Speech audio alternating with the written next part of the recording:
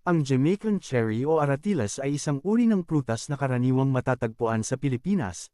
Kilala ito sa iba pang tawag tulad ng Quezon fruit, sarisa, at manzanitas.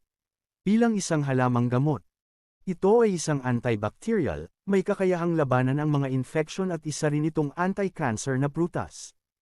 Ang pinakuloang 20 gramo ng dahon nito sa 1 litrong tubig at pag-inom ng 3 baso kada araw ay mabisa para sa pangangalaga ng digestive system, tulad ng mga nakakaranas ng mga pagtatae o dysentery, colic, at GERD. Mabisa rin itong ginagamit para sa may mga diabetes.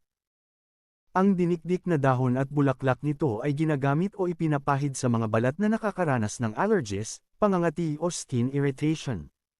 At ang pinakuloang balat ng puno nito ay mabisang ipinapahid para sa mga lapna sa balat o paso.